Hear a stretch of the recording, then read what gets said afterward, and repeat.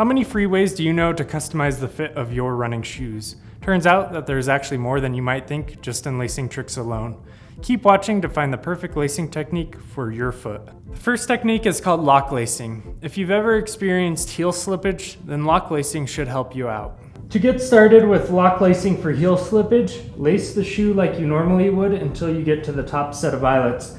Then instead of crossing back across, you'll go up through the next eyelet on the same side, and then you'll do the same on the other side, and then take the ends, place them through the loops that are now created, and then just pull it tight. And you'll kind of work it back and forth till it's nice and tight, and then tie your shoes like you normally would. After you've done that, you'll notice that your heel is going to stay nice and secure.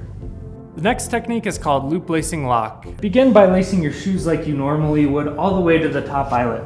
But instead of just ending there, you're going to take the end of the lace and then go back through the top eyelet. Now this may be kind of tight, especially if you have brand new shoes, but just do your best to work the end of the lace through, and then you'll take that end and go through the loop you've already created on the other side, and then take the other end and go through the loop you've created on the other side.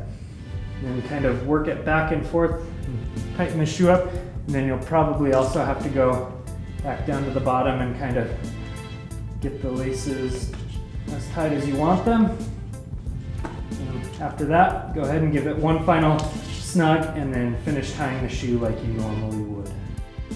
The next technique is called high instep lacing. To get started with high instep lacing, you're actually going to want to lace your shoes like you normally would, tie them like you normally would, and this will give you an idea for where the hot spot is going to occur on your instep. For me, the hot spot was just right in this area, so I laced the shoe by crisscrossing up until this eyelet right before the hot spot, and then instead of crossing back over, I'm actually going to go up to the next eyelet on the same side and just go right up through that one. I'm going to take this lace on this side and do the same thing. And then once I've done that, I can finish lacing the shoe by crisscrossing the rest of the way up the shoe. Then once you finish lacing the shoe up, go ahead and give the laces a snug and tie your shoes like you normally would. Now, you'll definitely be able to feel a lot less pressure right where that hot spot was before. So this will greatly increase the comfort of your shoe if you have a high instep. Lastly, we have wide forefoot lacing. To get started with wide forefoot lacing, you're actually going to go down through the first eyelet on both sides, and then you're just going to pull the lace and make sure that it's nice and even.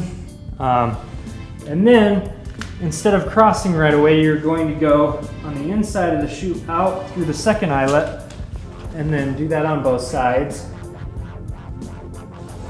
And if you have a really wide forefoot, you can do it again, but this is usually enough for most people. And you'll just take the lace from there and finish crisscrossing the rest of the way up and tying your shoes like you normally would to finish it off.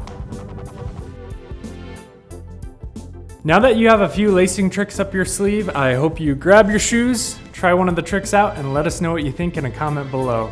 If you found this video helpful, give us a thumbs up or head on over to our YouTube channel to subscribe.